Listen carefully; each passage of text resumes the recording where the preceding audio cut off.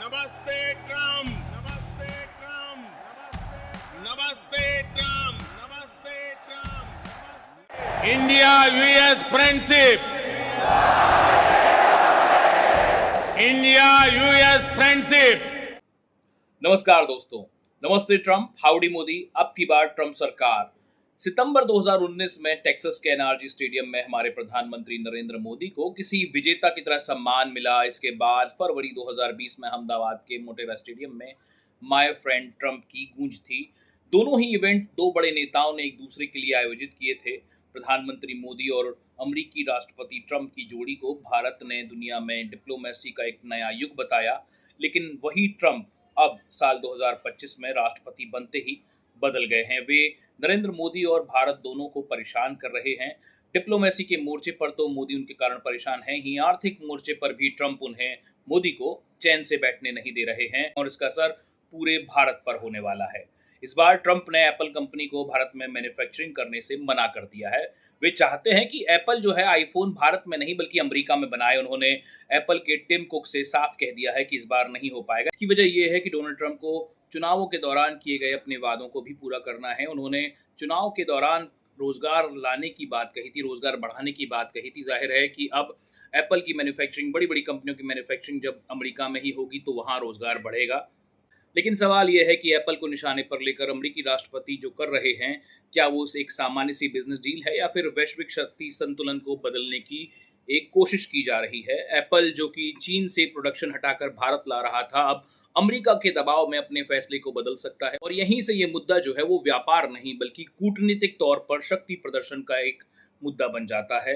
क्योंकि एप्पल सिर्फ एक ब्रांड नहीं है, टेक्नोलॉजी और रणनीतिक ताकत का प्रतिनिधि भी माना जाता है। ये नाम भारत ने हाल के सालों में एप्पल जैसी बड़ी कंपनियों को तेजी से आकर्षित किया है। फॉक्सकॉन, पेगाट्रॉन और विस्ट्रॉन जैसी एप्पल की सप्लायर कंपनियां अब भारत में एक्टिव हो चुकी हैं, सक्रिय हो चुकी हैं। साल 2024 की पहली तिमाही में भारत से 48,000 करोड़ रुपए के आईफोन एक्सपोर्ट हुए। सिर्फ एक साल पहले ही ये आंकड़ा 28,500 करोड़ था। आप समझ सकते हैं कि कितनी ज्यादा बढ़ोतरी हुई है एक साल के अंदर।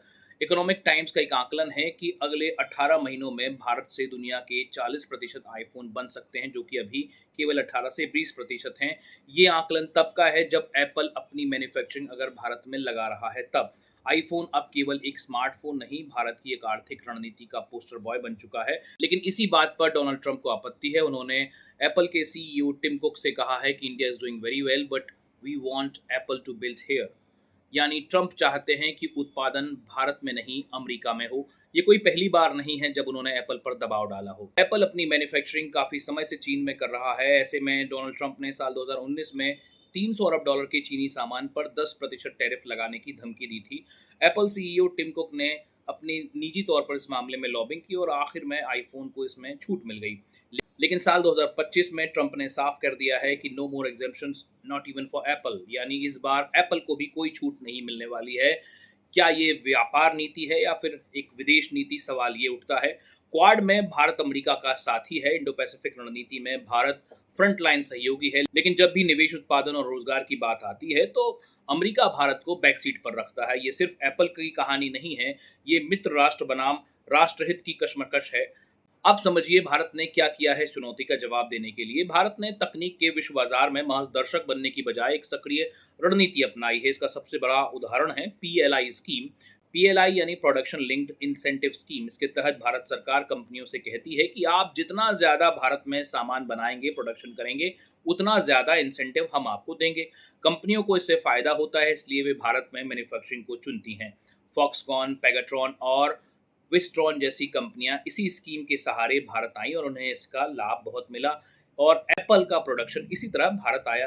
अब सवाल यह है कि भारत का चाइना प्लस वन बनने का सपना क्या टूट जाएगा। लेकिन पहले ये समझना जरूरी है कि चाइना प्लस वन स्ट्रेटेजी है क्या। दरअसल कोविड के बाद दुनिया की कंपनियां समझ गई थी कि सिर्फ चीन पर निर्भर रहना खतरनाक हो सकता है। Lockdown, trade war, supply chain टूटना, इन सब ने कंपनियों को मजबूर किया कि चाइना के साथ कोई और भी चाहिए, कोई और देश जहां पर चाइना के तरह सामान बनाया जा सके, मैन्युफैक्चरिंग करवाई जा सके। इसी को कहते हैं चाइना प्लस स्ट्रेटेजी। भारत ने इस रणनीति में खुद को अच्छी तरह पेश किया। चीप लेबर, पॉलिसी सपोर्ट और टैक्स में छूट के अलावा कई दूसरे सुधार भी किए गए। अब सवाल उठता है कि अगर एप्पल भारत से वाकई चला गया तो क्या होगा। अगर ऐसा होता है तो लाखों रोजगार प्रभावित होंगे। पीएलआई स्कीम की सफलता पर भी सवाल खड़े हो जाएंगे। भारत का चाइना प्लस बनने का सपना भी अधूरा रह सकता है और सबसे बड़ी बात, विदेशी निवेशकों का भरोसा डगमगा सकता है, जिससे भारतीय बाजारों पर भारी असर होगा। दूसरी सूरत यह है कि अगर एप्पल भारत में बना रहा तो क्या हो सकता है। इसका जरूर बड़ा फायदा होने वाला है। भारत एक ग्लोबल मैन्युफैक्चरिंग हब बन जाएगा। दुनिया की सप्लाई चेन में भारत की स्थिति बहुत मजबूत होगी। टेक्नोलॉजी ट्रांसफर और इनोवेशन को बल मिलेगा। मेक इन इंडिया से बढ़कर हम design and lead from India की ओर कदम बढ़ाने लगेंगे। यही होगा सही मायनों में आत्मनिर्भर भारत, यानी विकल्प हैं और उम्मीदें भी हैं। एप्पल भारत में रहे या ना रहे, भारत को टेक्नोलॉजी में आत्मनिर्भर बनना ही होगा। भारत के पास कई ऐसी कंपनियां हैं जो भारत में बैटरियों से लेकर ईवीज तक का निर्माण कर रही हैं। इसके अलावा जियो जैसे बड़े प्लेटफॉर्म के सहारे डिजिटल इंफ्रास्ट्रक्चर में क्रांति की उम्मीद की जा रही है। भारत का लक्ष्य फिलहाल मेड इन इंडिया नहीं, बल्कि made by India, owned by India होना चाहिए। कुल मिलाकर ये तय हो गया है कि दूरदर्शी फैसले बड़े इवेंट्स के सहारे नहीं, बल्कि सोची समझी रणनीति के सहारे लिए जा सकते हैं। हाउडी मोदी एक शानदार इवेंट था। नमस्ते ट्रंप भी बहुत अच्छा इवेंट था, लेकिन आज भारत को सिर्फ तालियों की नहीं, नीति और दृढ़ता की जरूरत है।